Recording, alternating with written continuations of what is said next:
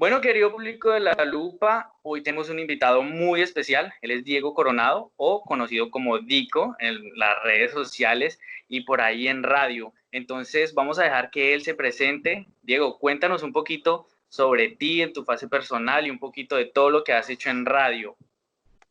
Hola Camilo, ¿cómo vas? Bueno, básicamente pues les puedo decir que llevo más o menos mis últimos 10 años metido en la parte digital, pero también eso ha tenido un proceso donde ha estado involucrada la radio. Estaba en emisoras como Rumba, Oxígeno. También pues tengo un proyecto propio de radio web de un medio web que se llama dicomanía.com, y digamos que pues soy un soñador que trabaja fuerte y que está luchando por sus sueños.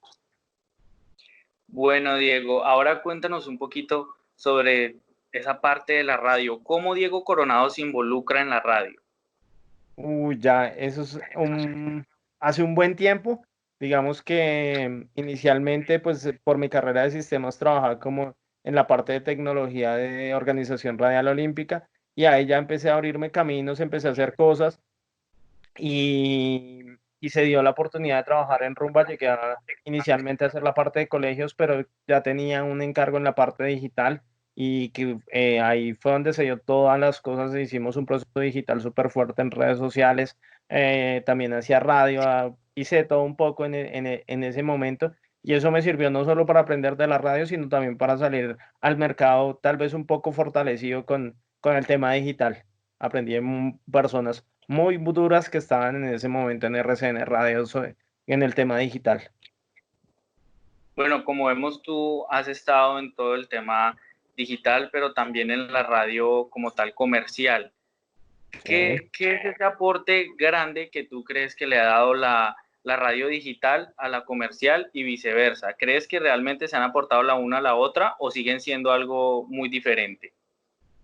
Pues lo que pasa es que digamos que finalmente la digital ha tenido que copiar muchas cosas de lo que hace la radio comercial para crear sus productos, pero digamos que la radio digital lo que tiene, y que no le puede copiar la radio comercial, es que finalmente tiene una frescura y una irreverencia que puede abordar cualquier tipo de tema. Digamos, bueno, antes voy a dejar algo claro, y es que teóricamente, pues para nosotros, así nosotros la llamemos radio digital, pues teóricamente es radio web, porque radio digital es todo aquello que am, radio digital es un tema diferente como el que se maneja en Holanda, donde cambiaron la frecuencia FM por digital, y no es radio web, sino que es una forma de transmisión diferente, la cual haz de cuenta como cuando se hizo el cambio acá a la TDT.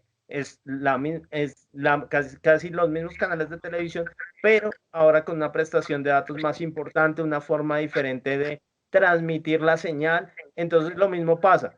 Digamos que el término radio digital, pues está bien para Holanda, pero para nosotros finalmente seguirá siendo radio web, porque se transmite a través de web, a pesar de que tenga un formato digital como es la transmisión que se hace en kilobytes, pero finalmente es radio web.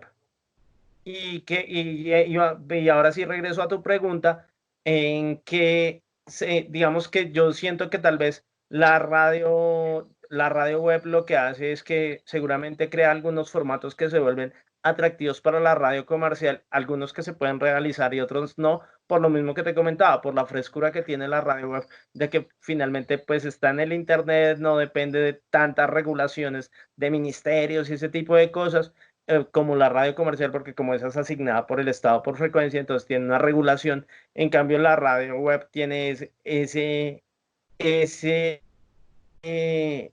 toque que tiene el Internet, que es que muchas veces no hay limitaciones.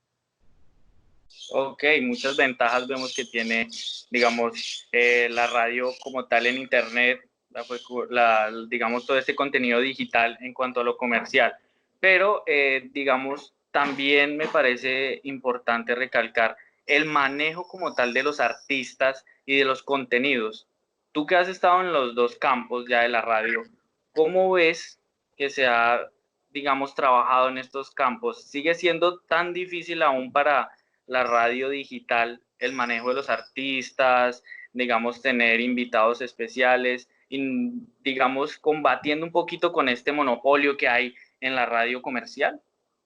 Pues lo que pasa finalmente es que, digamos, que las cosas es que finalmente los artistas pues están manejados por oficinas de prensa, por bookings, por disqueras, etcétera, y ellos se fijan es en la forma que le pueden dar la difusión, o sea, hacer el menor número de acciones para darle una difusión masiva a su producto. Entonces, ejemplo, si hay 10 radios digitales, perdón, radio web, en Bogotá, vamos a poner el ejemplo. Pero entre esas 10 las comunidades, por ejemplo, no suman, qué sé yo, 200.000 personas, y tú vas, los llevas a una radio comercial que tiene una comunidad de 800.000, 1 millón de personas, etcétera.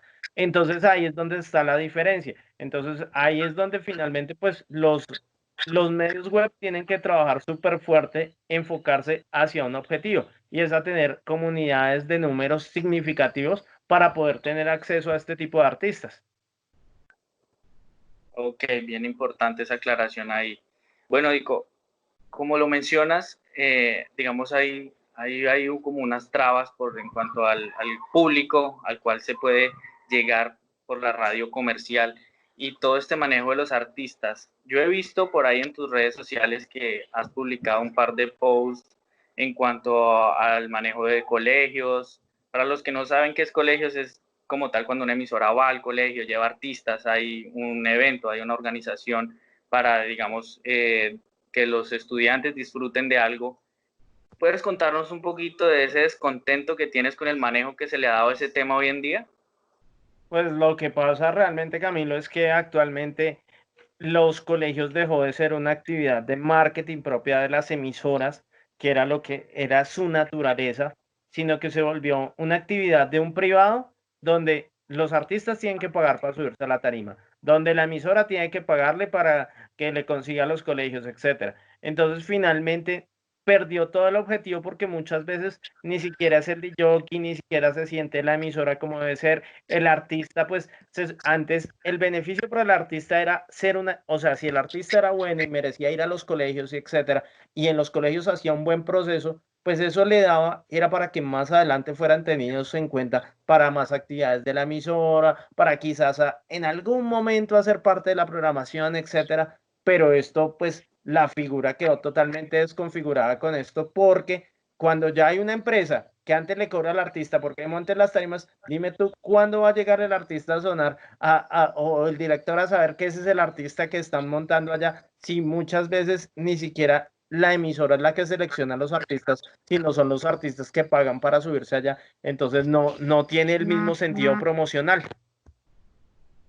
Bien, bien difícil el asunto de esta manera. De acuerdo a esto que estás diciendo, ¿puede que haya una solución sensata para todo esto o realmente ya digamos que esa manzana podría arruinó las otras y como tal ese mercado y ese tipo de eventos muy importantes para los jóvenes, que es el público objetivo de muchas de las emisoras y el contenido digital, se ha perdido? Pues mira que actualmente hay una cosa muy importante, y es que tenemos que fijarnos en el momento que estamos viviendo, porque en este momento pues todo eso pierde sentido. Los colegios seguramente, como vamos este año, no van a tener clases presenciales. Entonces, al no existir clases presenciales en los colegios, pues se desvirtúa totalmente el negocio porque no hay colegios para visitar. Entonces, finalmente, digamos que estas empresas pierden protagonismo porque finalmente las empresas que tienen que hacer todo el esfuerzo de marca son las propias emisoras. Ya no hay lugar a un tercero que le esté diciendo, oiga, es que yo le conseguí tal colegio. No, porque tal como lo decía la alcaldesa, hoy en día no importan los edificios, sino que importa es conectarse con la gente. Entonces finalmente, pues ya en este punto, por ejemplo, hay que mirar cómo va a reaccionar eso después de que pase todo esto, cómo se va a reevaluar cada cosa, porque el entretenimiento es de los más lastimados y esto hace parte del entretenimiento.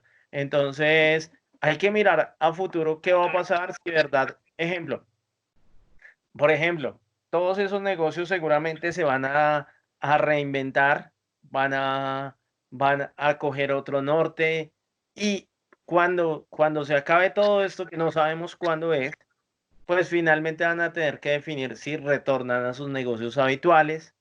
Aparte que a mí me parece chistoso porque voy a decir una cosa, este negocio tiene la tendencia que tienen muchos negocios actualmente. Tú no necesitas prácticamente ni una oficina porque tienen es que visitar colegios, será una bodega donde guardan el sonido, etcétera. Pero, y necesitas una inversión mínima que es el sonido. O sea, no es una inversión millonaria, etcétera. Y actualmente muchos de los negocios es, por ejemplo, tú te vuelves organizador de bodas y entonces tú lo que haces es que, si yo organizo la boda, yo le consigo el que le trae el sonido, el que le trae la comida, el que le decora el salón, etc. Y a la final tú, pues tienes tu oficina donde lo atendiste máximo.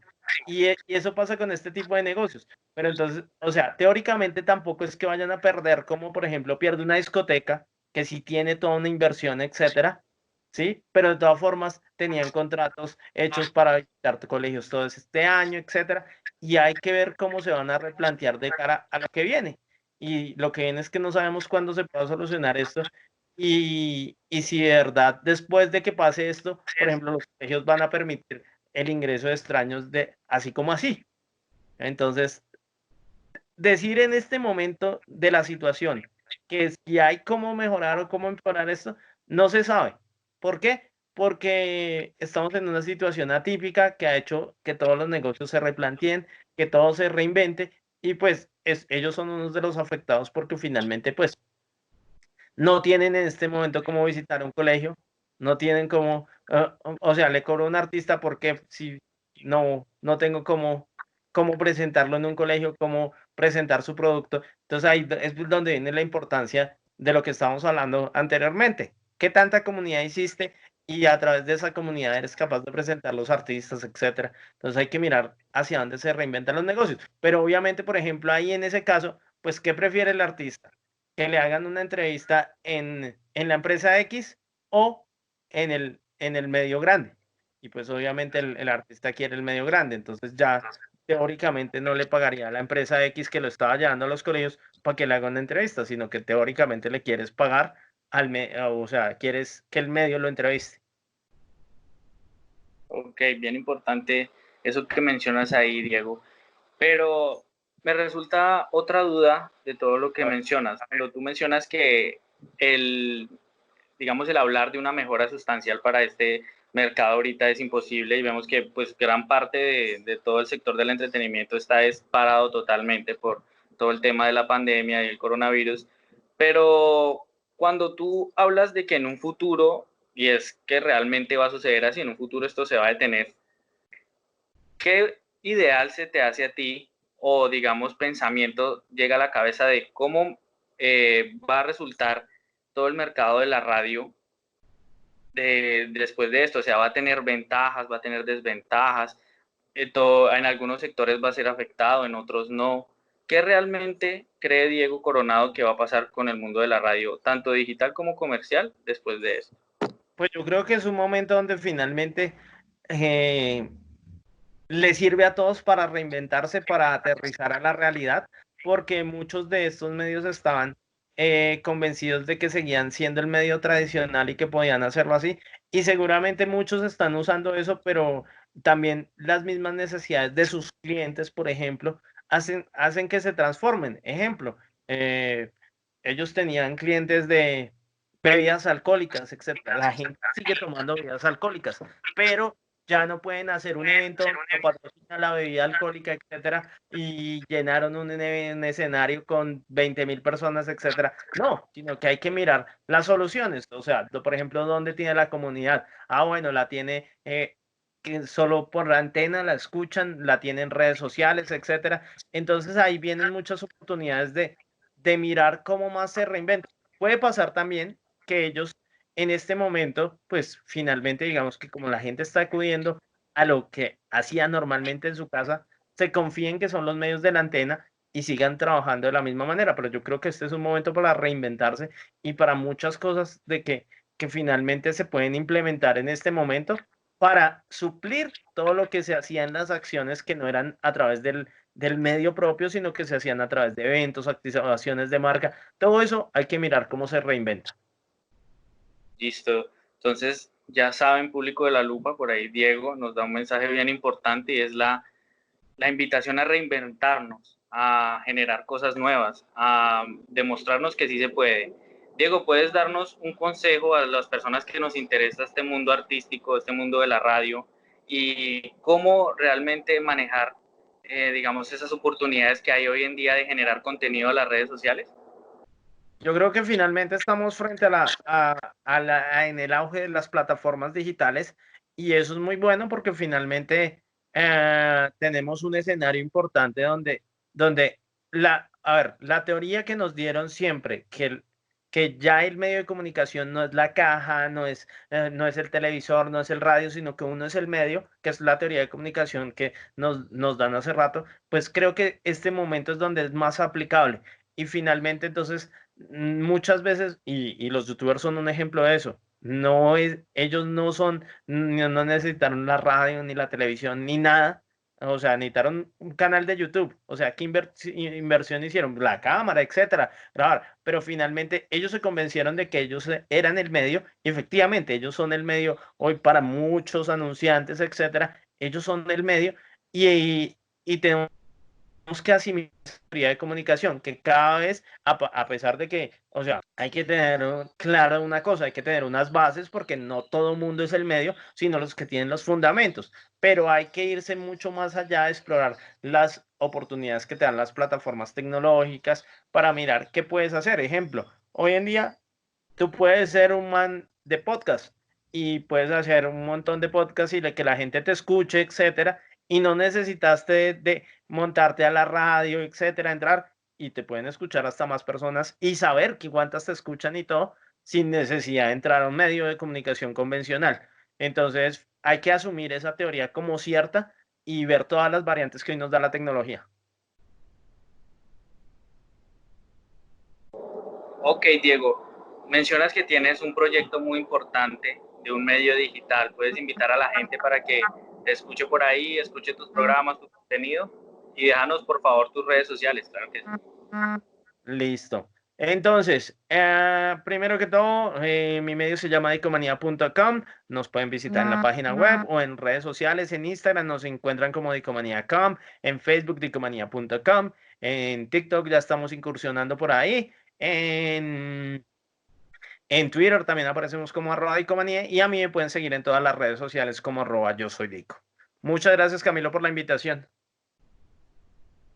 Vale, Diego, no, gracias a ti por estar aquí con nosotros el día de hoy. Ya saben, gente, a reinventarse, aprovechar estos tiempos para generar contenido y hacer algo nuevo por el entretenimiento. Listo, Diego, muchas gracias. A ti, Camilo.